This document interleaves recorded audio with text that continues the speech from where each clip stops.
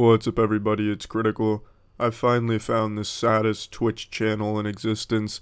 It's called Serious Gaming. Contrary to what the name will have you believe, there is no serious gaming to be found on this channel, just serious marriage problems. There's tons of clips of these two in their failed marriage. They play games sometimes, but most of the time they just get drunk together and it leads to a very uncomfortable viewing situation.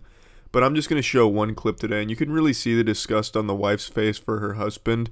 Now, I truly think that they should be banned from Twitch, and that's only because Twitch is so fucking strict with their rules. If you fart a little too loud on stream, you might be banned from Twitch. So why wouldn't Serious Gaming get banned? This is by far the most deplorable channel on there. It's just a man and his wife constantly fighting on stream and doing anything for donations, and it sets a really bad example because their name is Serious Gaming, so some kids will come on here expecting to see some actual gameplay, but instead all they'll see are these two fucking dumpster dildos arguing. I'm gonna go ahead and play the clip now. You're not gonna make love tonight? No, I'm exhausted. I'm literally gonna go into bed and fall asleep around my thing. I don't even know if I'm gonna wipe my makeup off my face.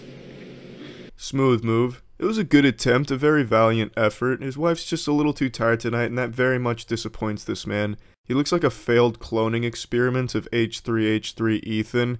Like they tried to make their own Ethan Klein, but instead they ended up with this fucking goober. Should I masturbate? No, please don't talk about this on stream. Just let's not do that. Now, I respect this move. He's trying to compromise. You're too tired for sex, that's okay. Well, how about masturbating me with your pussy? Does that work for you? The way he asks and his facial expressions make him seem like a little fucking kid who's asking his teacher an embarrassing question in class. But on a Thursday, a Thursday, no, you're like, bitch, fuck me, stop it, everywhere. Hey, stop it. Right. Now, whether or not on a Thursday she really was like, bitch, fuck me all over everywhere, that's left up to the scientists to debate, the professionals. However, all I can say is, this man has the stupidest nipple piercing and Mickey Mouse tattoo on his titty. And the way he asks for sex is just downright pathetic, and it makes me feel very bad for him and her. I'll just wait till tomorrow, I guess. Wow. Alright. Thank you, Vic. Alright. See you guys tomorrow when Vic's ready for me. I appreciate the optimism here with him thinking his wife will be ready for him tomorrow. I'm pretty sure that won't be the case. I don't think she's ever going to be ready for this disgusting human being. But another thing that I'd like to point out here is that this man just looks like some kind of sad puppy dog when it comes to this sex thing. I think he's trying to shame her into having sex with him, make her feel bad. It's just downright uncomfortable to hear, and pitiful to imagine that it's actually happening in real life. This man's a human sidewalk booger, just something you look at and just go, ew, and just feel bad for. Is Vic ready? What's wrong with you? Well, I mean, You're just shaming me on the stream. There it is, roll credits in cue, Flight of the Bumblebees, that old song. That song doesn't exactly fit in this situation, but it's a good song. Now, this is truly an awful marriage on display. You can look at more clips if you want to, I just didn't want to make a super long video on it. So yeah, that's about it. See ya. Alright, I went down the dark and depressing rabbit hole of weird family vlog YouTube channels. Not that that's its own category, because every family vlog channel on YouTube I think is weird. And I just want to talk about it today. It's been bothering me for the last couple days, and I'm just going to pop the zit here for a little relief, just to talk about it. I think family vlog channels is super creepy. I think it really hurts your whole family, especially because all of these family vlog channels focus on their kids mainly. So I genuinely can't wrap my head around growing up with a camera in my face every single day throughout my entire developing years. It has to be horrible. It just feels so fake, so forced, and it feels like there's nothing private in these kids' lives anymore. It's just completely open for strangers to watch them grow up.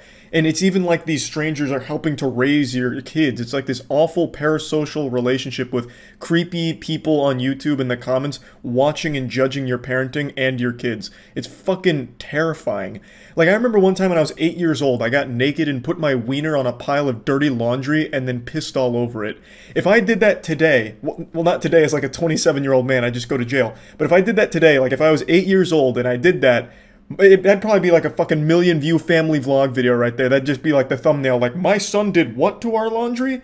Like, everything for these families gets filmed and posted on YouTube because it makes them money and somehow has an audience. I think it's just super fucking creepy. These parents are just using their kids as props in their videos in order to make money off of it. It feels like fucking child labor to a certain extent. They're like the main draw, they're the main actors, and yet they don't benefit from it at all. They don't see a dime of that shit. Like, yeah, maybe they'll get some cool toys or whatever, but it's not like they are actually able to consent to being like the main character in your horrible YouTube production.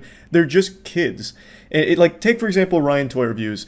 That kid is worth over $30 million. One of the most popular and most profitable channels on all of YouTube. That kid has not seen a dime of that, I bet. It all goes to his parents, who are absolutely living it up with that money.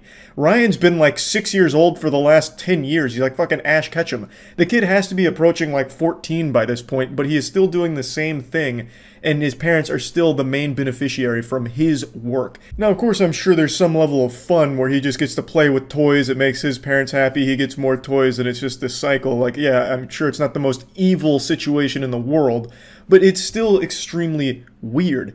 All of these family vlog channels strike me as just a bunch of narcissists who found a way to make money using their kids and using the least amount of effort possible just by shoving a camera in their family's face at all hours of the day. Like, there's a popular meme that went around last year where it was this picture here. Zam, she's only 12, so spicy. This comes from a family vlog channel with over 8.7 million subs. Now, the girl in their thumbnail wasn't actually 12, but I still censored it just in case. You can see that some of these families with these channels are fucking weird. Clickbaiting child porn for your audience is not okay. Like, who the fuck does the Prince family think is watching them? Jared Fogle? Like, are they trying to appeal to, like, pedophiles or something? Like, what the fuck was the point in taking a woman in her bra and panties, calling her 12, and then saying she's spicy on your thumbnail? It's fucking weird. Now, I want to make it clear, I don't think every family with a vlog channel is a dysfunctional group of goofballs that, you know, hurt their kids or make their kids' lives miserable. I'm not saying that. I'm sure there are some genuinely wholesome families out there where the whole family just enjoys getting together, like, once a week, once every 2 weeks, maybe once a month, and doing like a family video together. I'm sure that exists. I have no doubt about it. I'm focusing more on the family vlog channels that are like daily or every couple of day posters that are literally all hours shoving cameras in their kid's face.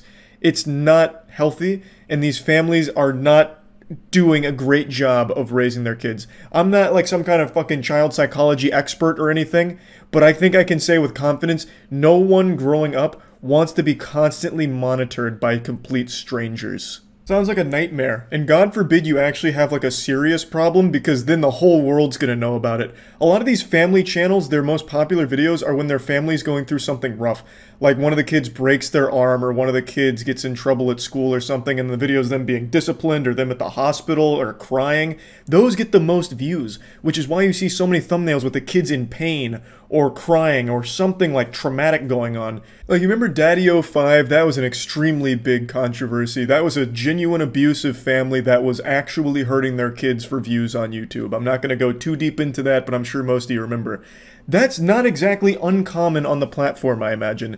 These videos where the kids are in distress, like just really upset about something or even injured, are really popular on these channels. I honestly wouldn't be surprised, and this is just a full-blown, like, Alex Jones level conspiracy here, full-blown tinfoil condom, but I really wouldn't be surprised to learn that a lot of these family channels actually set up these awful situations for their kids for the sake of views. Like, oh my god, my son, Nicholas, just got hit by a rogue baseball bat that flew out of a pickup truck that went by. It must have been a drive-by attempt where they threw a baseball bat at my son and it hit his ankles. Now they're clearly broken. Oh my god. Nicholas, are you okay? Oh, look at how hard he's crying. His ankles are truly shattered. Can we hit 100,000 likes on this video for my son's broken ankles? I'm gonna have to get him to a hospital. He's very upset. Oh my god. And the only thing that's gonna make him feel better is 100,000 likes on this video. And then you'll see, like, a week later, all of a sudden, oh my god, Nicholas fell off the top turnbuckle of our WWE wrestling ring and landed on a pit of broken glass that was just left there by some irresponsible builders. Oh my god, Nicholas, how are you feeling? Oh, can we hit 100,000 likes on this video? Nicholas is very upset and in pain. It's so sick. Really, just search any family vlog channel on YouTube and some of the most recent videos are probably going to be exactly what I'm talking about. Like here, this is the Prince family. 6 days ago, Grandpa gives kids a whooping. And then right before that, back to back, DJ almost drowns in the swimming pool. And then if you go to the most popular family vlog channel, the Ace family, literally their most recent upload, Steele got hurt bad on camera. Then in stars, so unexpected. Which just sounds like sarcasm. It just sounds like the Ace family is laughing about this like, haha, yeah, Steele had no idea that one was coming. How unexpected, I get pranked. You know, like it sounds like they're actually celebrating that Steele got hurt here because it meant more views for them. And then if you go back a little bit more, the dog bit our baby, scary moment. Like, a lot of these videos, and it really doesn't take long to find them because there's so many on all of these family vlog channels. It's like they really like start pumping their fists like, yeah, my kids got hurt. There's gonna be big views. You can find so much of this. So it's not even like wholesome families doing wholesome shit. It's these really sick families celebrating and capitalizing off of traumatic experiences of their children. Like, just imagine, you can't even cry or get hurt without your parents filming you. That's an actual nightmare. And then it gets posted online for everyone to see. Your classmates might see it. Like, you just grow up in the eyes of complete strangers. That's terrifying. And there's no way kids can like fully grasp that concept till they're much older. And yeah, maybe some of them are okay with it as they get older because, you know, maybe then they actually start to see some of the money that they've made for their narcissistic parents. But even still, it's not a good environment to raise a family. At least I can't imagine that it is.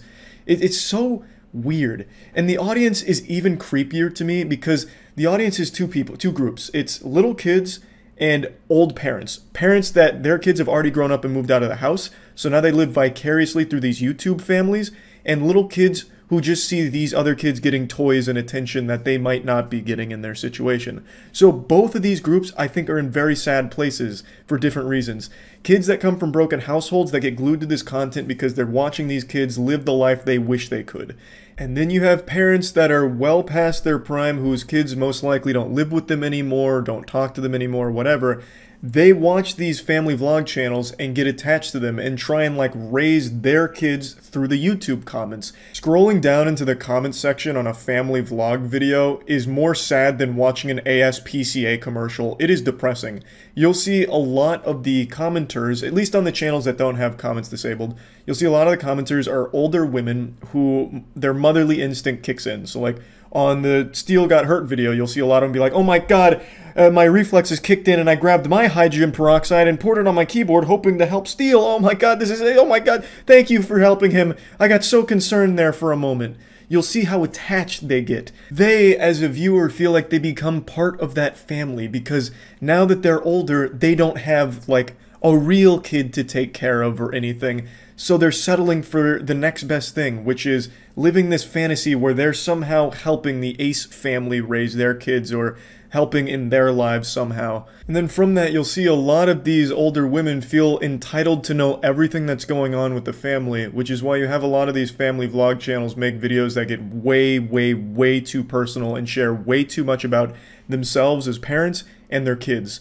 Like, I've seen a bunch of these family vlog channels where they're like the couples going through like a lot of issues and they share all of them with their audience because the audience demands it.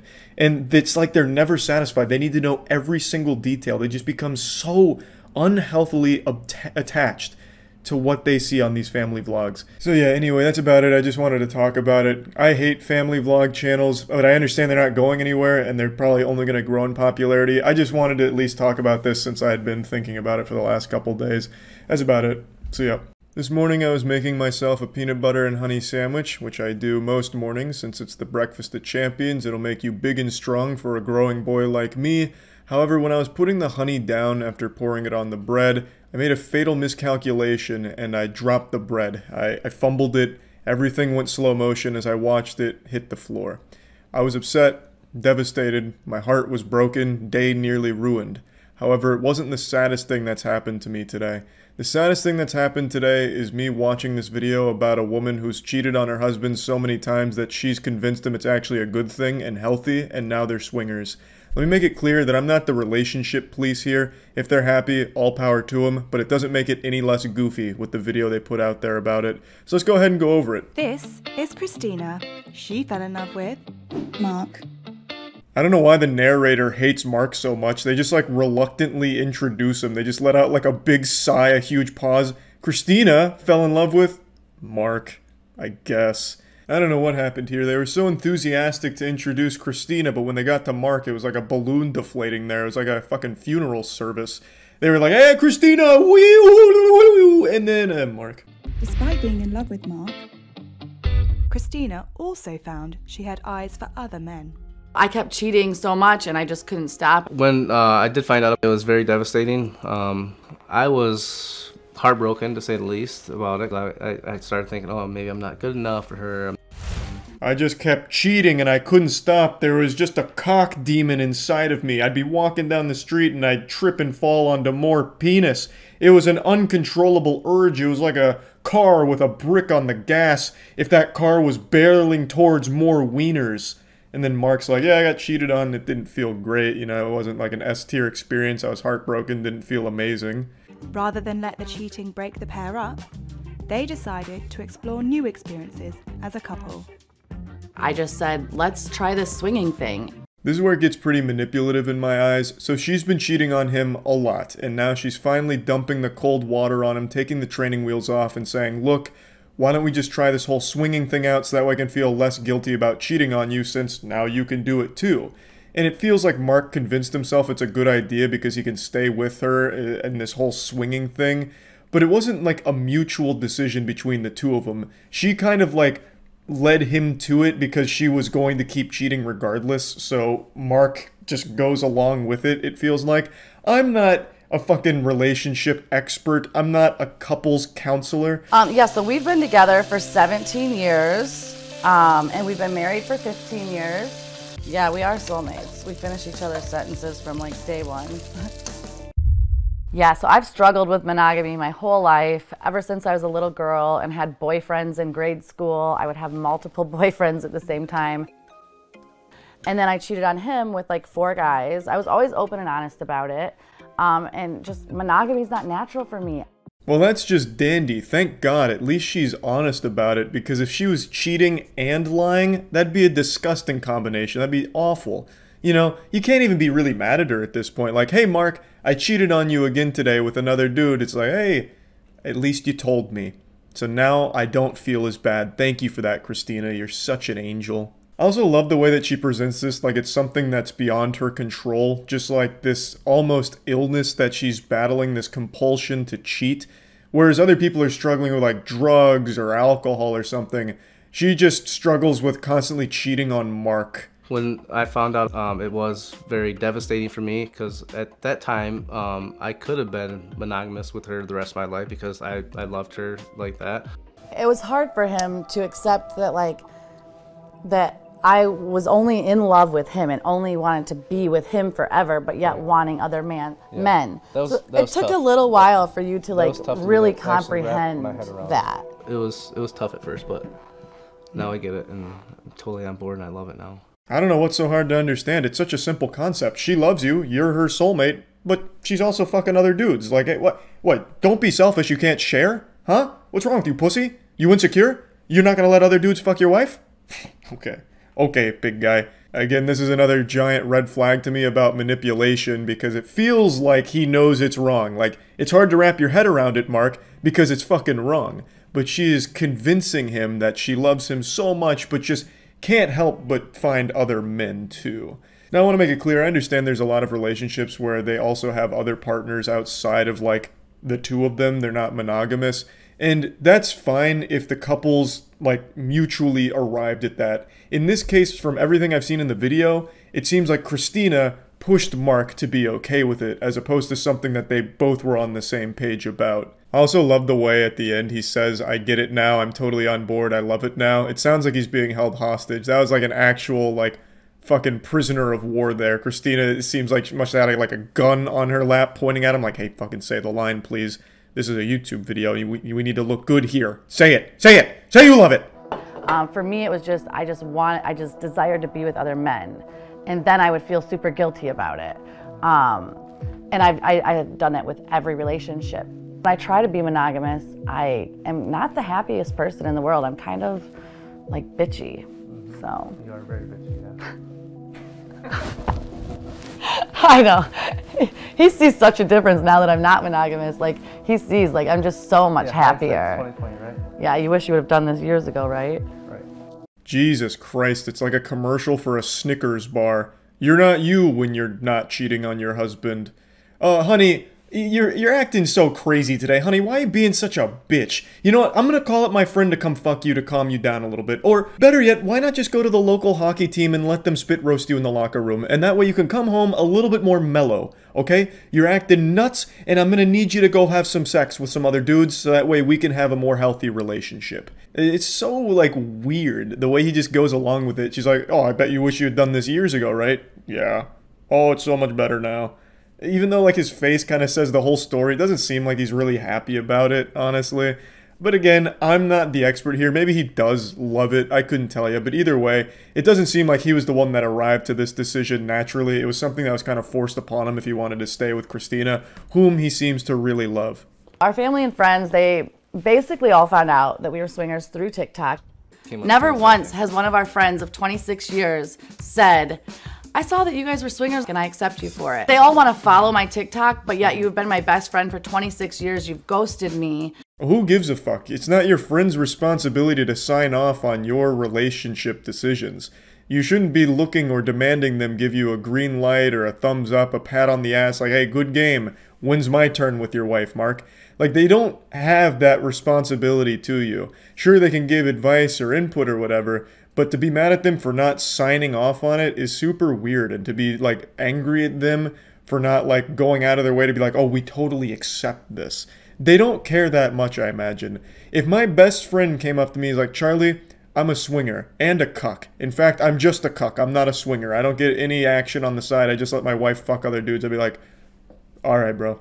I mean, that's fine. So when are we playing Elden Ring? I also do appreciate that apparently the news broke to all their friends and family through TikTok. That sounds about right. TikTok is such a wild and wacky space. It's ridiculous how, like, nervous I get about going TikTok live. 27,000 of my followers are on right now, which is pretty good for 10:30 a.m. Hello, TikTok live. How are my people doing? Mark, answer if he gets jealous or not. At the time that I got jealous, she actually had a side piece, and mine Two of was them. kind of like ghosting me and acting a little crazy, and so I just cut it off with her. So I had no side piece, but she did, and it kind of made me a little bit jealous. Why even jump in there and interject? No, actually, Mark, you stupid fucking idiot. You goddamn Neanderthal, I had two side pieces. It's like, why even throw that in there? So they go on TikTok Live, which is another fucking weird space. TikTok Lives are a lawless wasteland. So they're on TikTok Live answering frequently asked questions. The question they're answering here was about, do you guys get jealous? She's like, nah, I don't get jealous. Why the fuck would I? Mark's like, well, actually, I did kind of get jealous one time. She's like, no, I was two dudes, and it was silly for you to get jealous, you goofball. So the whole thing is just a little odd. Swinging has changed our lives for the best. I mean, not only are we happier, we're healthier, mentally, physically. We don't allow toxicity in our life. Right. We only allow positivity in our life. We're active all the time. We're active. It's made us just more attracted to each other. It's made our love deeper. Yeah, if you say so, Christina. At the end of the day, if they're both happy, good for them. But it really does feel like Christina got the better end of this bargain. She got to have her cake and eat it too. She never compromised. She never learned how to just love Mark and only Mark, even though he himself was committed entirely to just Christina. He was the one that had to compromise in a big way to convince himself that the swinging lifestyle is great.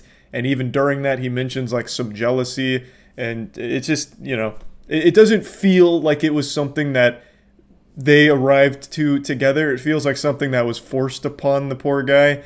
But again, I'm not the expert. Maybe they're happy, super into it, you know, good for them, whatever. Still a very silly video that I wanted to talk about. And that's about it. So yeah. There's been so much negative shit going on in the world recently. Every time you go on the internet, it's just doom and gloom and sad, scary shit. Coronavirus still at large. Yellowstone threatening to erupt at any moment if someone even sneezes wrong near the volcano. You know, cell phones poisoning the water supply and making our dicks smaller. Just terrifying shit all over the place every time you go on the internet. And you know what? I put my foot down and said, by golly, I've had just about enough. I'm putting the kibosh on the negative vibes, and I'm going to find something positive. So like any sensible man, I turn to YouTube power couples to get my fix. Because nothing says positive and wholesome quite like some affluent teenagers rubbing their parents' wealth in my face while doing fake prank videos and shit like that. So, who did I choose to tune into to get these positive vibes and this rush of dopamine? Well, none other than the Garner Gang, baby! If you've been on my channel for a long time, you know I've watched quite a bit of the Garner Gang's content, but it's been about a year since the last time we tuned in. I'm not proud to say that out loud. I feel like an estranged father trying to, you know, kind of weasel my way back into the relationship there and take a peek. I mean, my prescription is overdue. It's been a year, but I came in for a checkup tonight. And again, I am sorry that it's been so long since I watched some Garner Gang content. That should just be an outright sin. If that's not one of the 10 commandments, then shit, Moses must have just fucking forgot it up there on the mountain. Because it is a sin. It truly is. Now, jokes aside, I don't have any problem with Nate Garner or Garner Gang, anything like that. I have nothing but respect for doing those kind of things. The reason why I'm even making a video on this is because by going to Nate Garner's newest video, I somehow found another fucking conspiracy. The internet is so fucking full of conspiracies during quarantine, it's nuts. There is an actual fucking Garner Gang conspiracy going on right now, which is what we're gonna get into. Let's go ahead and start with the video. What's up, Garner Gang? Whoa, that's me. And this is my life. Let me show you how I got here. It starts just like every other Garner Gang video. This seems pretty standard and ordinary to me based on what I remember from the Garner Gang. You know, full throttle, nuts to butts right out of the gate. I mean, this seems like the stamp of Nate Garner. It doesn't seem like anything's awry here. But YouTube commenters were quick to point out that there may be more than meets the eye going on here. I got this one that says, make your dreams happen. That's what we do, Garner Gang. Big wins, making dreams happen. It's a sponsored video. He's talking about copping some big W's, and you know what? We could all use some big W's right now in these trying times with coronavirus keeping us on lockdown. So, I mean, I didn't see a problem. You know, this just felt like a pretty standard Nate Garner, Garner Gang video, baby. I was feeling that big W energy.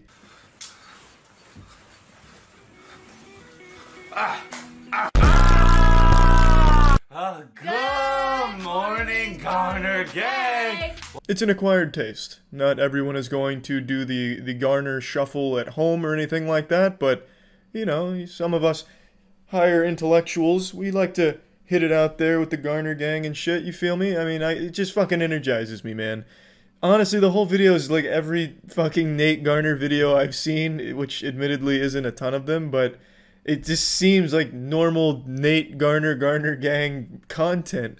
But as the video goes on, it continues to look like normal content to the untrained eye, but the super sleuths and armchair relationship experts in the comments are quick to point out some very odd things and behavioral differences. Because you already know it's going to be an epic one. How is it going to be an epic one, you ask?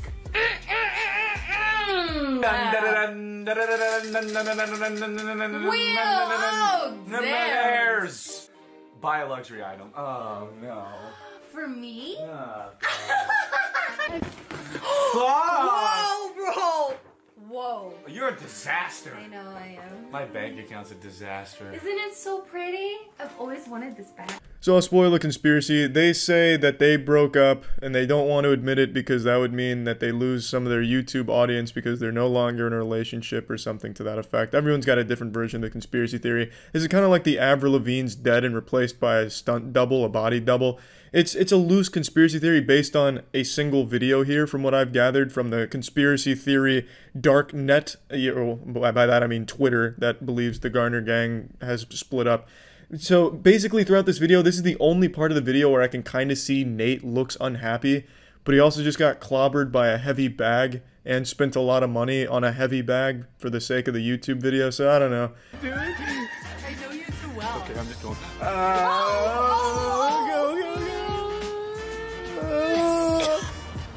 Oh god, that's disgusting. I'm quitting YouTube. I'm done.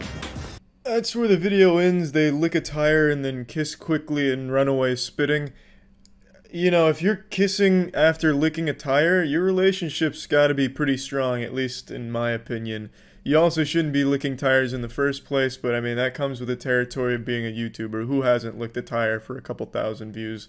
I mean, shit, people are out here licking colon, like actual prolapsed anus. They'll start chewing on that shit like bubblegum for YouTube views. Now let's dive into the meat of the conspiracy, the majority of which is here on YouTube, a bit on Twitter. I don't really know where to find shit on Instagram, so I didn't really look too hard there. But if you go through YouTube comments, every single one of them, almost every single one of them, is saying that they're broken up and demanding answers. It's that sense of entitlement that always makes me very upset and feel super sorry for people like Nate Garner and Carissa here.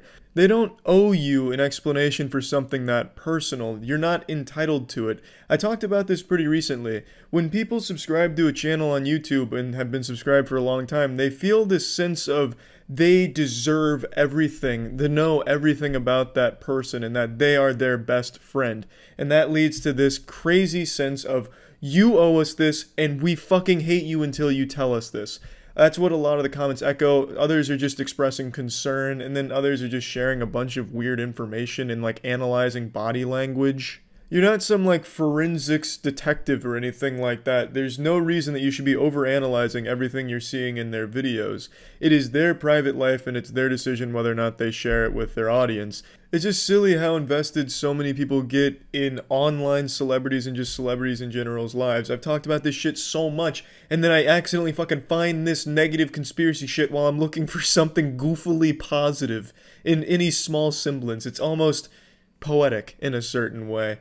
There's just this crazy nature for people to latch on to shit they see online and make that their whole lives. Like, if these two are broken up, I will be devastated. You see so many of those comments, so many people expressing like their lives are going to be severely altered if it's true that Nate and Carissa are not together. That's so unhealthy. That's super fucked up, and it's not their responsibility to be your rock. You know, that should never be the case. And they, again, don't owe you an explanation for whatever is going on. If there even is something going on, it was a pretty fucking normal video. It wasn't like some VHS tape out of the Ring where there was creepy shit going on that you have to analyze and figure out what it all means. It was a standard video. There wasn't like 2 frames of something horrific, you know? It wasn't like some crazy shit going on. It was just them doing a standard YouTube throwaway prank challenge, whatever the fuck they call it these days. And these people are still going rabid trying to see if they're together or not and demanding that they tell them.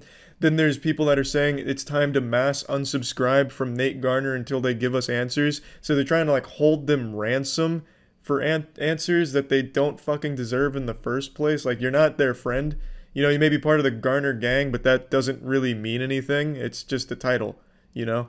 But yeah, I guess the only reason why I wanted to talk about this is because quarantine is making people latch on to shit like this even harder. Well, not just conspiracies, but latching on to people even harder to live vicariously through shit they see on the internet. And to get so unhealthily invested in something, to feel that level of entitlement, always makes me a bit upset and feel for the person that's on the other end of it. It's just some unhealthy shit, and it really should stop soon, hopefully.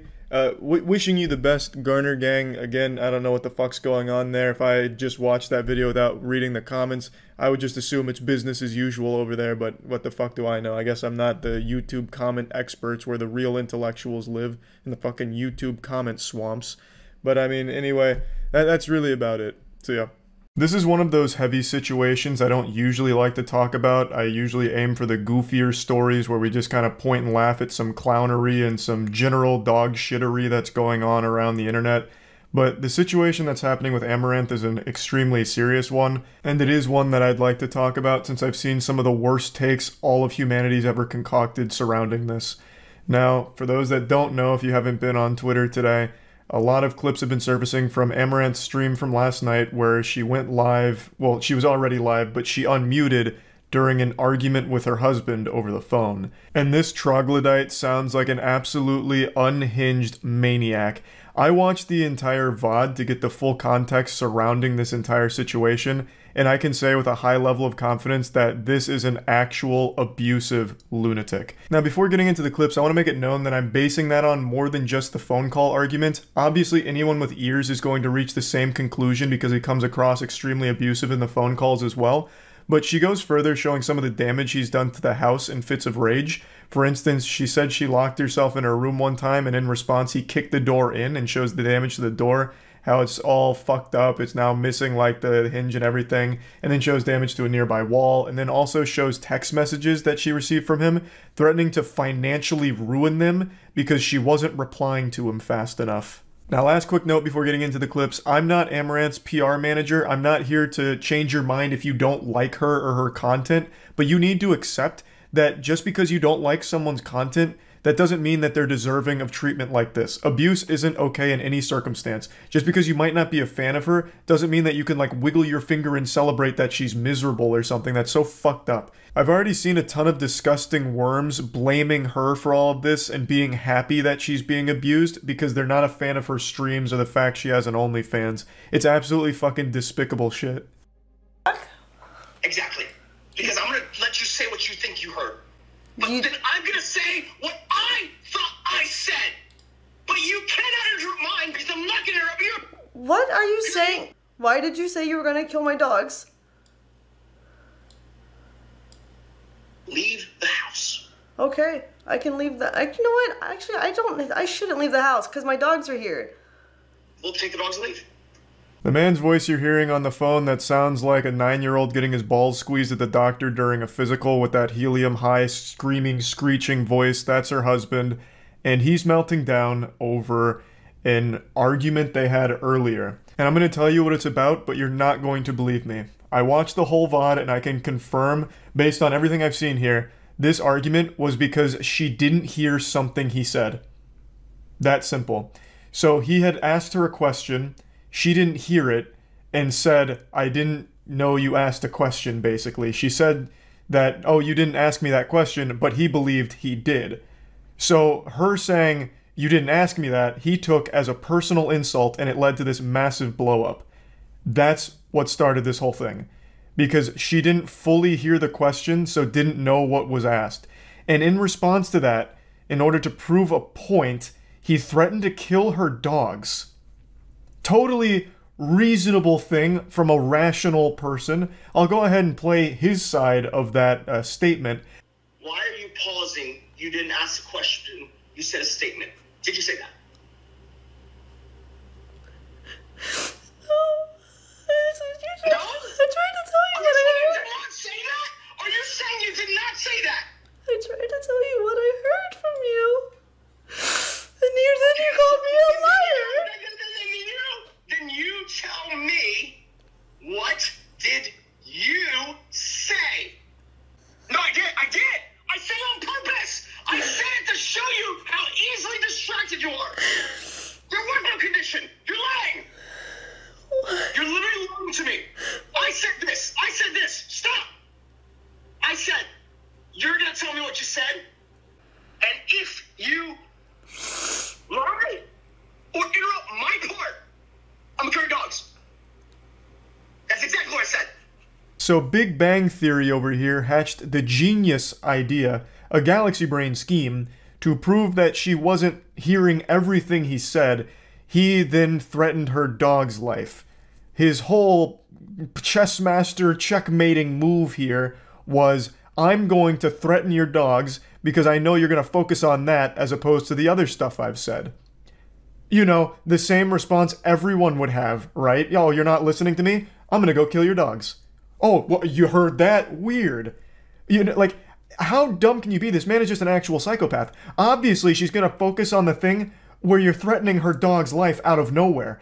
He was upset because she didn't hear the question and then instead said you didn't ask it. If he ever even asked it in the first place, you know, there's no telling for sure. I wasn't fucking there. I wasn't a fly on the wall. But he's mad because she didn't hear the question. And then in order to prove his point that she just didn't hear the question, he threatens her dog's life to show her that she focuses on emotionally distressing things more than his other statements. That's, you fucking dummy, everyone's gonna be focusing on emotionally distressing things when it's a goddamn threat. And I said that because I knew when I say that, instantly you don't remember, you forget what you said and what I said.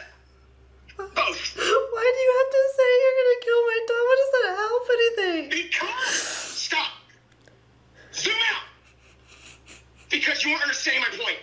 What? What are you even talking about? You brought up the dogs out of nowhere.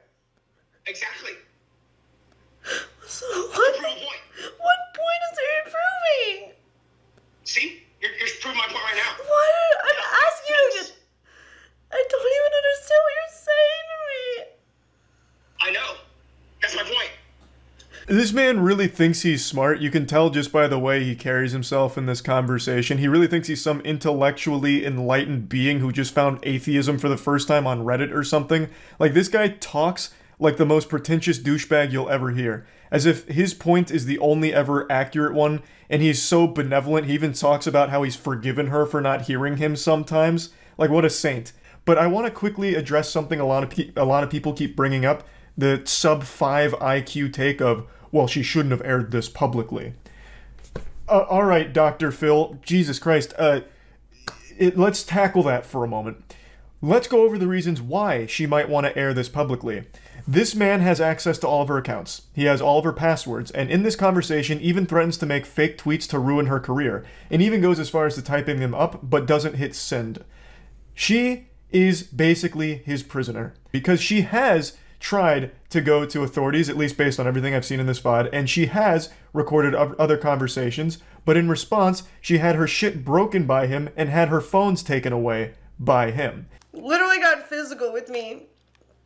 And then, like, fucking tried to take my phones away because he was gonna destroy my PC when I recorded it. Now he's just trying to say bullshit because he knows he fucked up. He just admitted he was lying. Fucking asshole.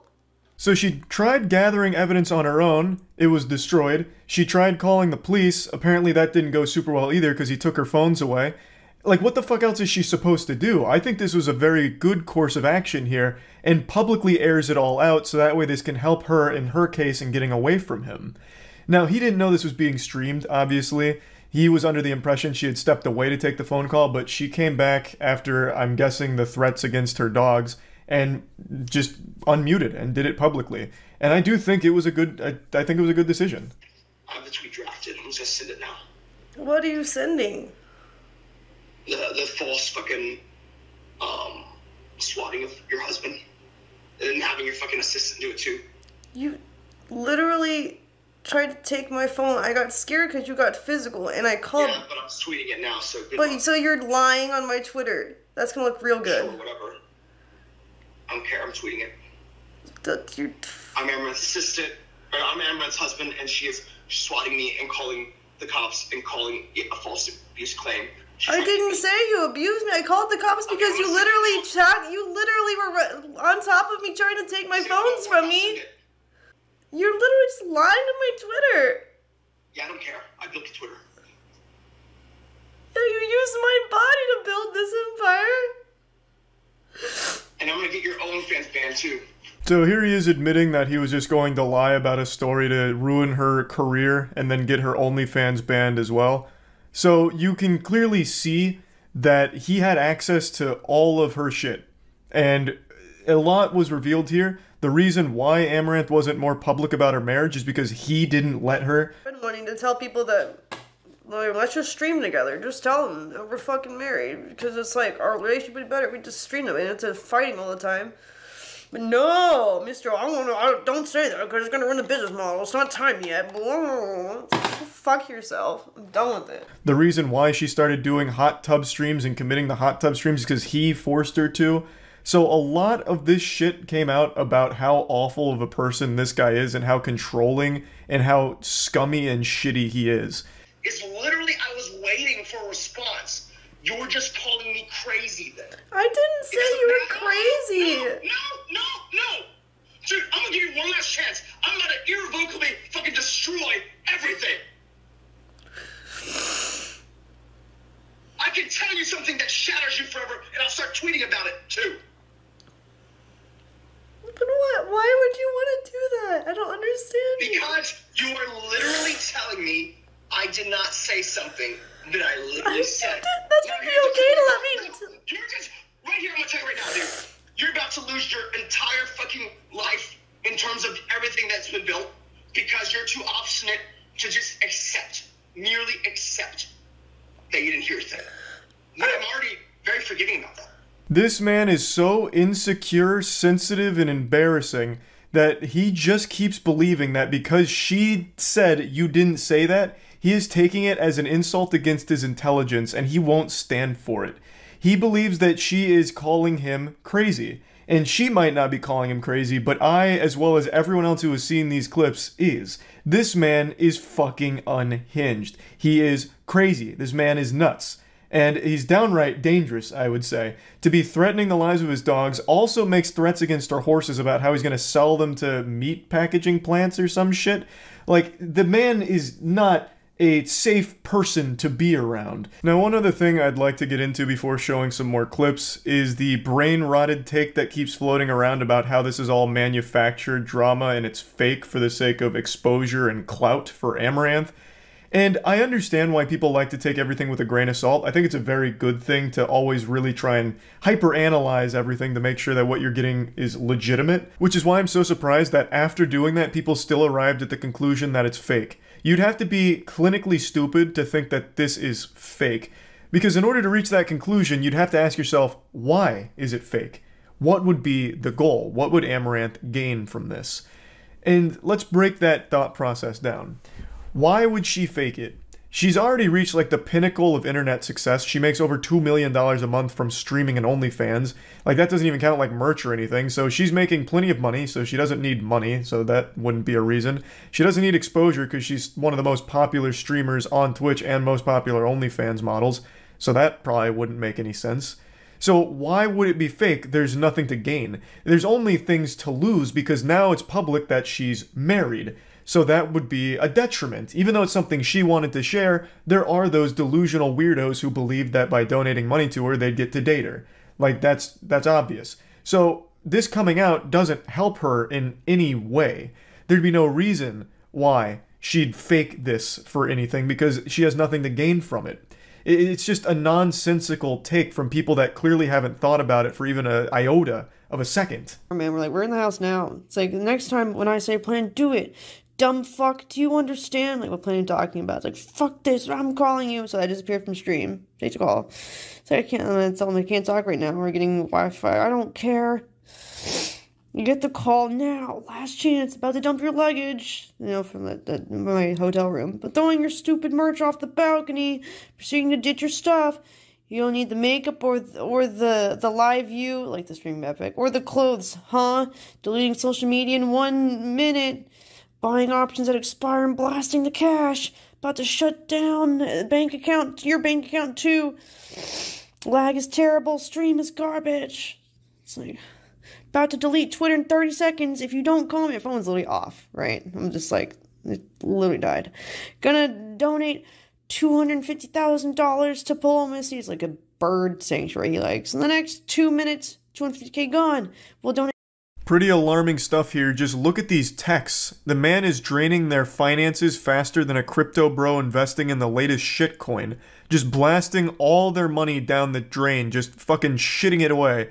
Because she wasn't replying to him in a reasonable time. It should be obvious that this isn't healthy behavior from a sane individual. But if you need more evidence of that, let's go later into her stream where she starts showing some of the house itself and some of the damage that he's caused. Script of L-U-T-H. You know what you are. I would lock my door, but he broke that too. So, Best advice I can give during my divorce my grandma gave. This too shall pass. Both phones from me. And so I ran in here to call the cops, and he literally kicked the door in and broke, like, this doesn't even have a hinge anymore. What an absolute nightmare. And you want to know what's really sick about the whole thing? There are people saying that she absolutely deserves it because she does OnlyFans. Can you believe how fucked up that is? And also, a lot of the things people shit on Amouranth for, like pretending to be single to get money from simps or whatever, isn't even her idea, apparently. It's her husband, who is controlling every aspect of her life, it seems. He has access to all of her accounts. He's the one who comes up with her schedule and tells her what to do on stream and all of that. So a lot of the things that she gets shit on is actually her husband doing it, making her do it. And yet Amouranth is the one that has to roll with all the punches. And then once she turns off stream after being insulted all day by a ton of people, she then has her husband insulting her and yelling and screaming at her. Fucking unbelievable. The set of circumstances here are so incredibly sad. Like, just genuinely awful. and the stream ends in a really concerning way. I'll go ahead and play the ending of the stream to you. Hello?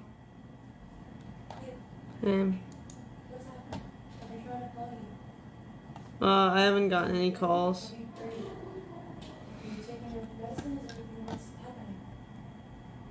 What are you talking about? Why would you ask if I'm taking This is a scene right out of a horror movie. The doors slowly opening up behind her, someone off camera asking if she's taken her medication. I believe it's her assistant. But even Amouranth is confused, like, why are you asking about the medication? You know, like, that's irrelevant to everything. So the assistant knew what was going on here, and for some reason asked about her taking medication, I guess implying that, you know, maybe she's having, like, some kind of mental breakdown. But that's a fucked up thing to even insinuate, because she's not having just some, like, mental breakdown. Her husband is yelling and screaming at her over an extremely minor issue and threatening to ruin her entire career over it. And making threats against her dogs and her horses. Like, this isn't just some mental breakdown kind of thing where she, you know, she's off her meds, so now she's crazy. Like, her husband has made a massive fucking threat, not only to her career, but the things she cares about. It's a very serious thing that most people would respond to in the same way. She's just doing it live, probably because she felt like she was out of other options. So I think it's a really weird thing for her assistant to ask. And the door opening behind her, I think, is eerie. I think that is scary. She hasn't posted since this has happened. Hopefully everything's okay, but no one knows as of right now. But I think this is an extremely important situation to talk about, because for some reason, people are dismissing it as no big deal, which blows my mind. Like, this is a legitimate case of abuse on stream here. And I don't know why people aren't saying it as such. Granted, most people are, but there still is a community of people that still think it's not an issue and that it's her fault. Why is she staying with an abuser? You know, she brought this on herself. If you're in a toxic relationship, just leave. All things spoken by people that have never even felt the touch of another human being. The absolute worst takes imaginable. But yeah, anyway, I just wanted to talk about this a little bit. That's about it. So yep. Time is a very cruel thing, and getting old is the ultimate cringe. But unfortunately, you can't escape it. Aging is an unavoidable fate, unless you're Peter Pan or a lobster, I guess. And the older I get, I take a look in the mirror, and I no longer see a young, spry whippersnapper named Charles with stars in his eyes. I see Squidward. Because now, just like Squidward, when I see people having fun in ways that I don't fully understand, it gets under my skin and I start complaining. As I'm entering my geriatric years, all I want to do is play my clarinet and then, you know, shake my fist screaming, "Bah humbug, you wipe that smile off your face right now, you fucking milk-drinking little nerd. I don't understand why you're enjoying that kind of content." And that's what I'm here to do again today. I'm here to just complain about something I don't fucking get, and something I think is really stupid. It's the entire Baby Gronk stuff going on right now. This shit has been contaminating my Twitter timeline for the last 3 days. Basically, is Baby Gronk the new drip king, or is he just getting rizzed up by Livy? I'm bilingual, I speak fluent English and gamer, and neither one of those help explain what I just read there. Son of a bitch, what does that mean? I had to do legitimate research to figure out what all of this was about. So I'm here to share my findings like an archaeologist presenting it to the museum, so that way you too can understand what all this hoopla is about.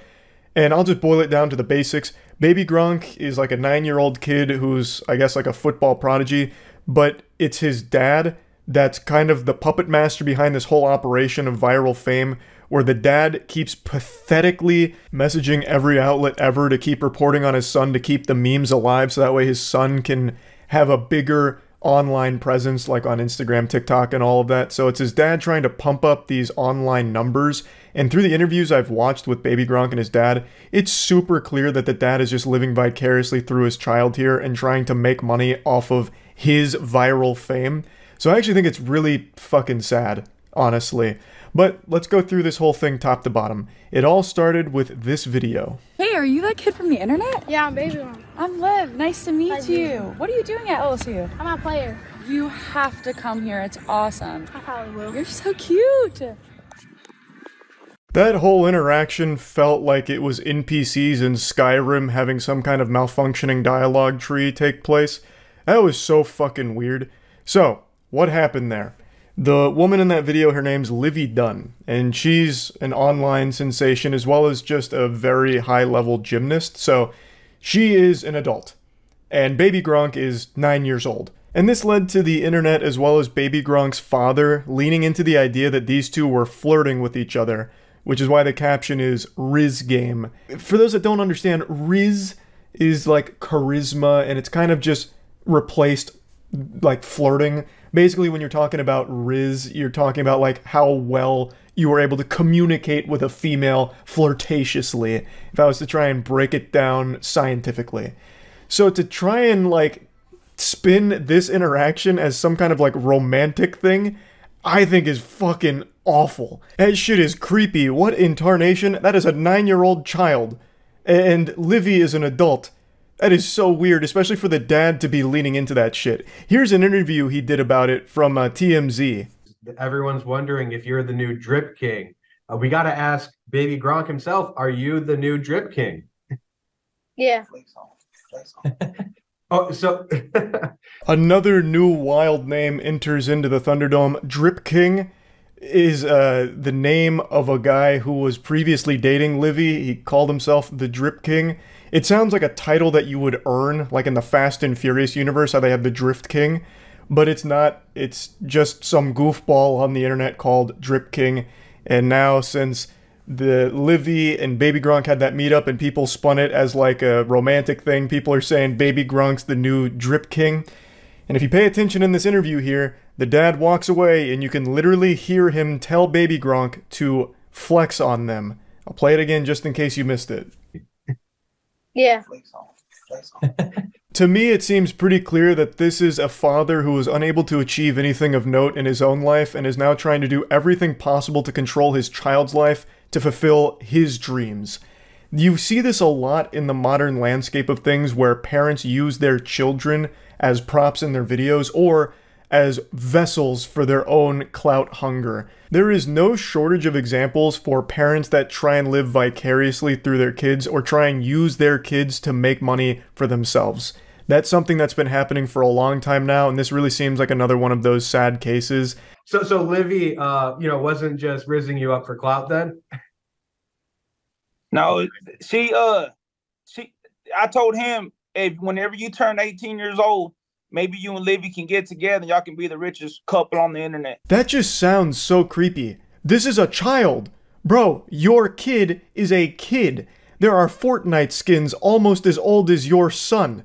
Why are you even talking like this? Livy just convinced Baby Gronk to commit to LSU. Baby Gronk is the #1 college football prospect in the country. He averages 300 yards and 5 touchdowns a game. On his visit to LSU, Livy rizzed him up. Livy even hugged Baby Gronk. He might be the new Riz King. Do you think Baby Gronk will lead LSU to a national championship? This is what really made the whole thing go viral. This video got posted everywhere talking about how uncomfortable it made them, saying the video made them feel schizophrenic because the dude in it is so concerningly robotic. He's like an animatronic from fucking Five Nights at Freddy's. It's just a weird video, but it's clearly by design. The guy behind it, I think, is pretty obviously making a joke out of it, like it's supposed to be satirical.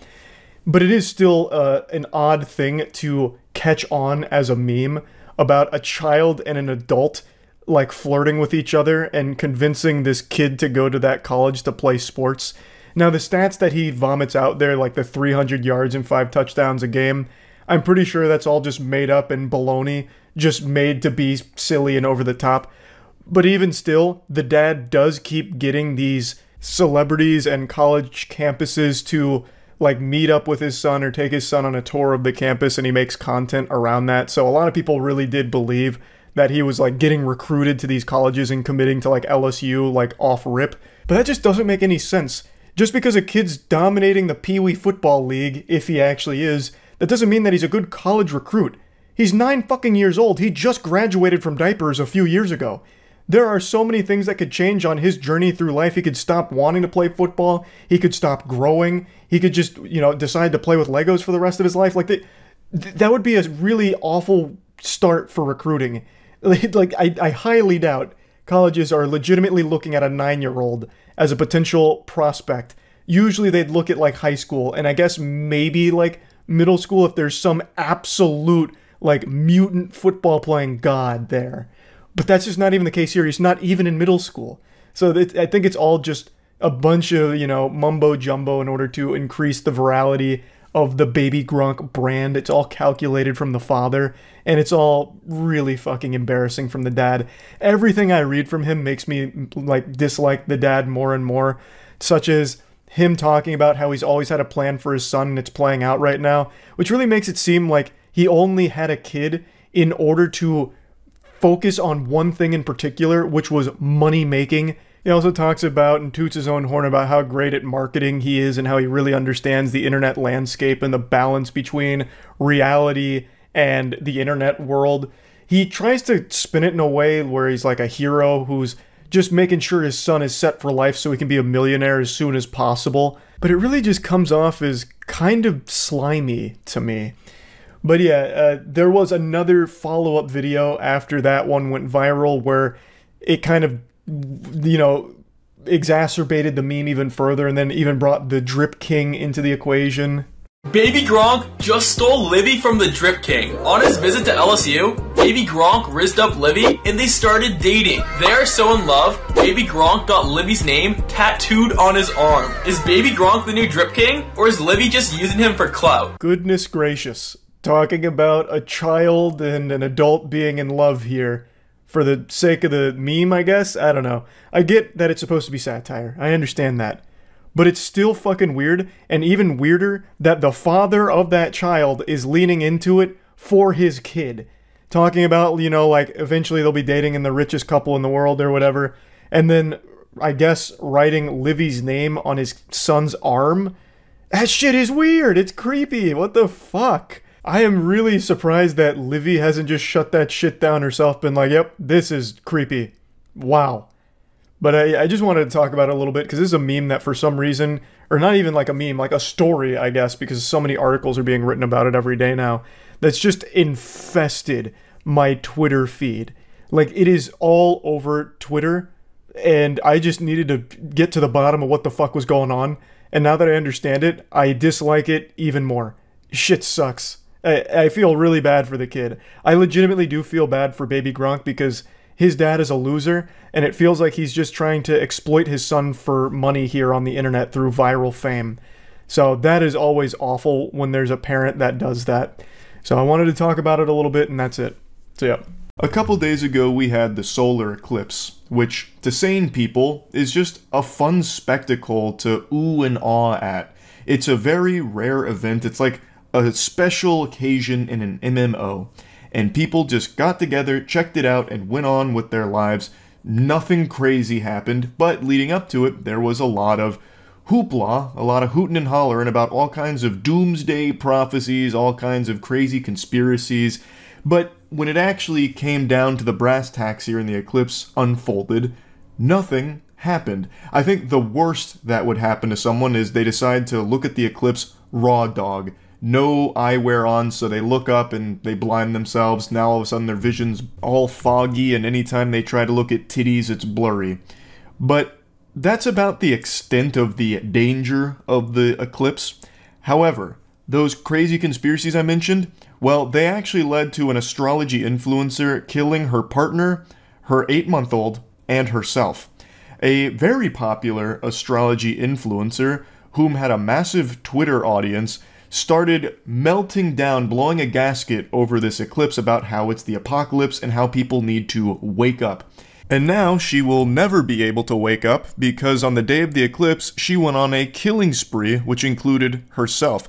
She believed that the eclipse was the epitome of spiritual warfare. Does that sound familiar to any of you?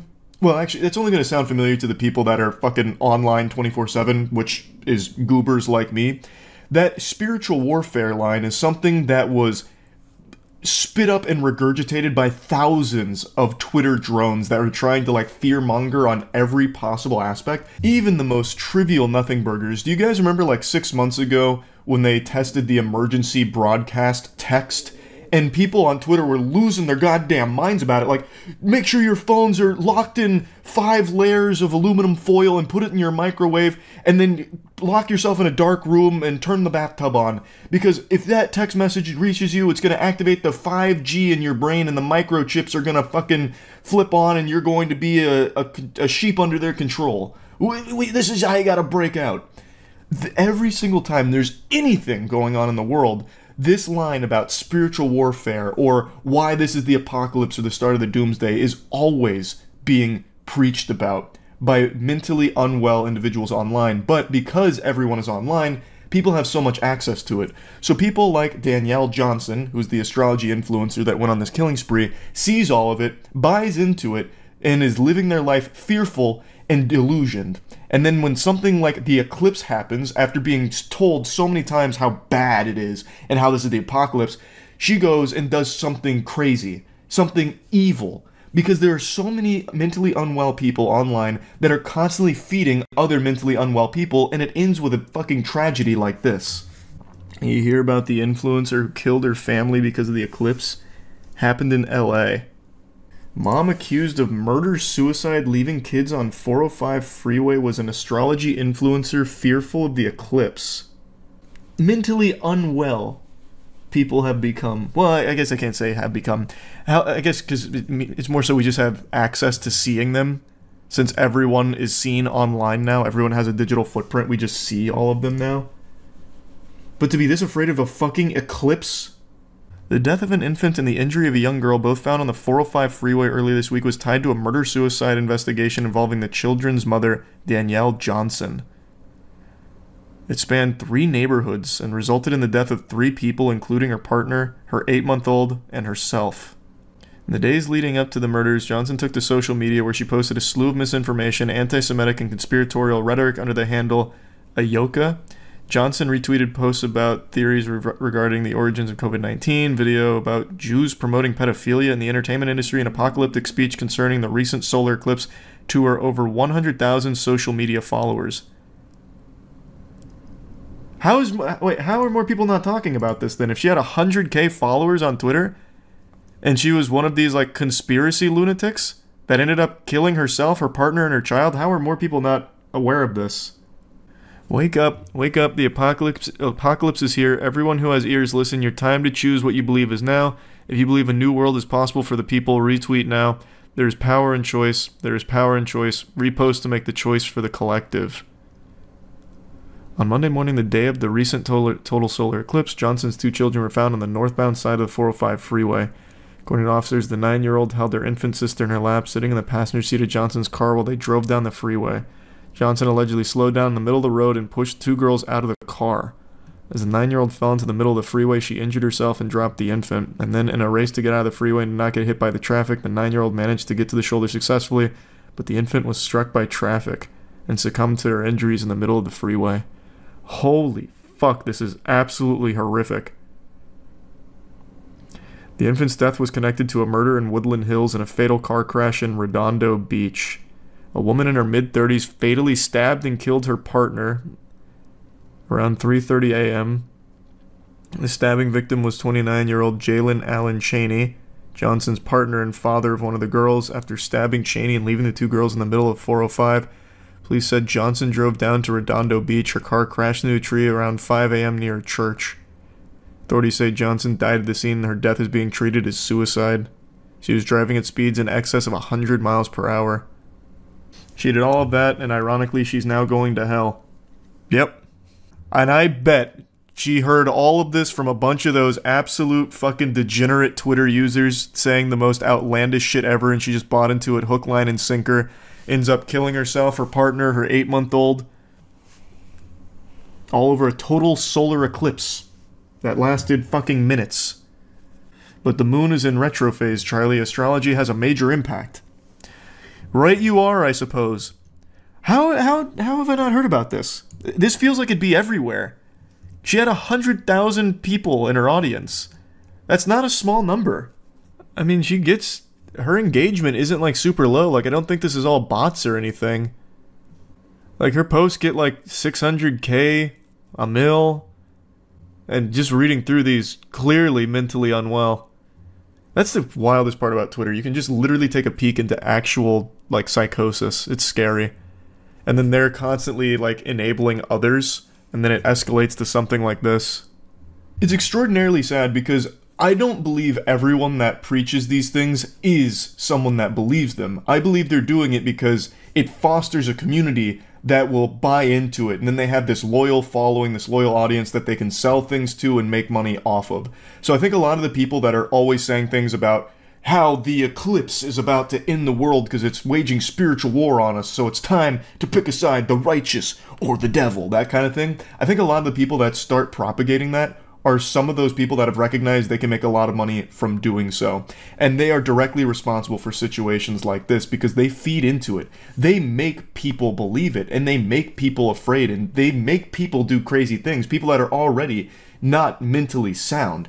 It's sickening. They just try and take every controversial approach to everything they can about how anything is a huge problem that you need to be afraid of, you need to wake up to. You see that verbiage all the time on Twitter and on TikTok. CERN's opening a portal, letting demons through on the day of the solar eclipse. Take cover.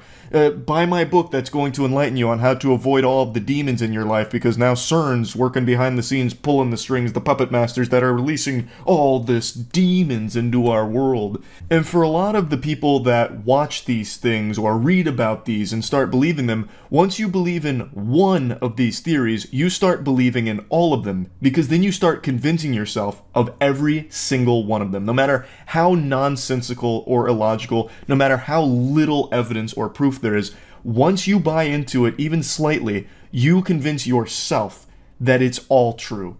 So you don't just believe in one conspiracy anymore, you start believing in all of them. Look at Danielle Johnson, for example. All of her tweets are every possible conspiracy you can find. Every conspiracy you can think of, she believed in. And I'm sure it started with just one that she saw from someone on Twitter that is once again just fanning those flames, trying to make people afraid and trying to get them to buy into whatever they're trying to sell you. Now, that's not every case here. There is a lot of instances where extremely mentally unwell people gather a huge audience and they themselves truly believe the awful things they're spitting out. But I think a lot of it is from people that have recognized that you can make a lot of money from capitalizing off of that community. Because when people are afraid, they'll do anything to get rid of that fear, including buying shit they don't need or whatever. And then in some cases like this, all that fear that you keep serving up leads to a horrible situation where someone that was the recipient of all of these awful ideas that have legitimately no basis and no logic to them does something unforgivable. What Danielle Johnson did is heinous, inexcusable, and disgusting. And I really do believe that all of those TikTok and Twitter conspiracy accounts that keep just fucking firing from the hip with the most ridiculous theories ever did play a real role in her getting to this point. It's no coincidence that all of the things that she was speaking about on her Twitter are the same things you see on other accounts all saying similar things. It's a network that's feeding these dangerous ideas that lead to a breaking point in some people. It is fucking atrocious, and I am confident that none of those accounts will ever acknowledge the role they play in a case like Danielle Johnson. They're gonna throw her some kind of like fringe case like, oh, I can't believe someone would do something like that. We're just trying to give you guys the truth, give you guys the tools to, snap out of it and wake up from the mind control. What Danielle Johnson did, we have no idea how it got to that point. Even though, if you read these posts or watch these videos from these accounts, they're like legitimately pushing people to be like Danielle Johnson. Push them down that path of just extreme mental illness. It's fucking horrifying. But anyway, yeah, I wanted to talk about this a little bit because it made me really upset. Obviously, I think it would make anybody upset reading a story like this. That's really about it. See ya.